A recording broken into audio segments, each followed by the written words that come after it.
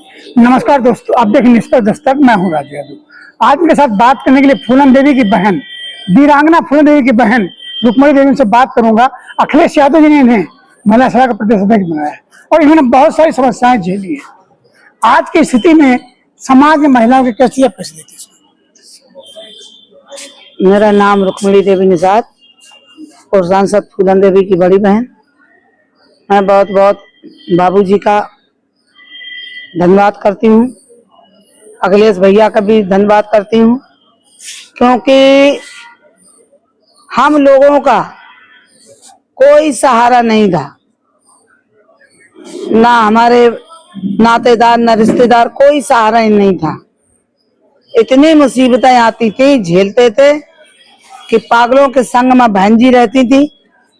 आज मैं बार बार नेताजी बाबूजी का बधाई धन्यवाद करती हूँ, क्योंकि जो अपनी बेटी बना करके बहन फूलन का पागलों के चुंगल से निकाला और निकाल करके बेटी बनाया, चुनाव लड़ाया, 2 बार सांसद बनी।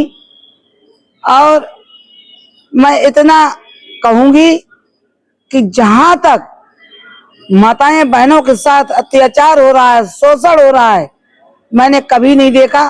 खाली देखा था बहन फूलन के साथ जी जो अत्याचार हुआ, लेकिन हम लोग नहीं जानते थे कि हम लोगों के साथ इतना अत्याचार होगा। पुलिस नहीं जीने देती थी, मटका तोड़ देती थी, घर में आग लगा देती थी, लेकिन फिर भी हम हिम्मत नहीं हारते थे। फूलन का मैं घास में रोटी लेके खेतों में देती थी जी। और दिन भर तो हम छुपाए रहते थे इधर उधर, और रात में आती थी घर तो हम लोग रात में खाना बना के खिला देते थे और हम फिर निकाल देते थे। रुक्मणी जी, आप फूलन की बड़ी बहन है, उन्हें कैसा संघर्ष में कितना अत्याचार हुआ था? अत्याचार तो इतना हुआ पूछो मत भैया। सबको ही आप लोग भी जानते हैं, देश नहीं विदेश जानता है कि 9 साल की उम्र में कितना अत्याचार हुआ। ऐसे डाल गए थे खेतों में मार के, और वो तो ऊपर वाली की देन थी। जो भाई हमारे स्वरूप चाचा जी पंडित जी ने उनके खेत में मिली थी। उन्होंने कहा कि हमें बेटी नहीं थी, हमारे 5 बेटे थे, 5 उनके फौज में थे जी। लेकिन फौज में थे और चाचा स्वरूप चाचा ने पुलिस वालों को नहीं बताया कि यहाँ फूलन आई है जी। लेकिन उसको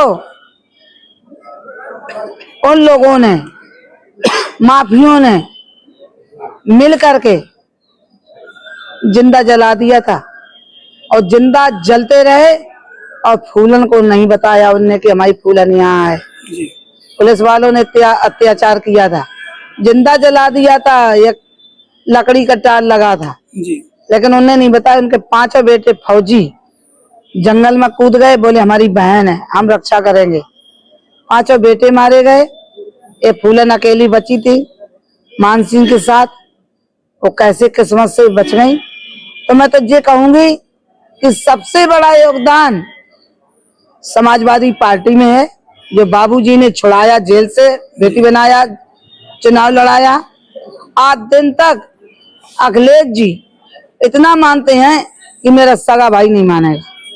आज सरकार नारी शक्ति बंधन की बात करती है, महिलाओं का सम्मान सपा में है या फिर भाजपा में? अरे आप तो देख ही रहे, हम 10 साल से देख रहे, डबल इंजन की सरकार है। कहीं के मकान टूट रहे, कहीं बहन बेटियों की इज्जत लुट रही है।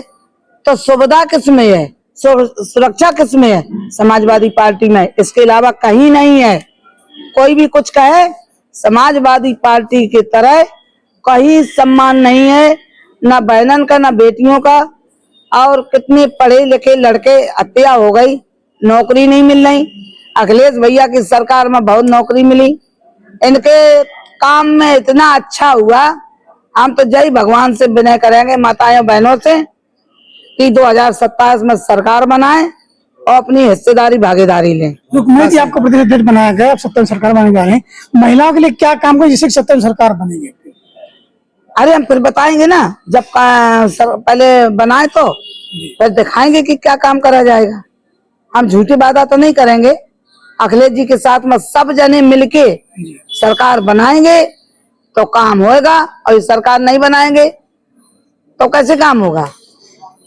सरकार बनाना चाहिए जो अपने हिस्सेदारी भागीदारी लेना चाहे। हमारा यही निवेदन है कि माँ बहनें सब लोग 2027 में सरकार बनाने का पूरा मन बना लें और घर घर से महिला निकल जाए, जहीं पसीना बहे कहीं खून बहाने का काम करें। यही मेरा निवेदन है और धन्यवाद। ये थी फूलन देवी की बहन रुक्मणी जी।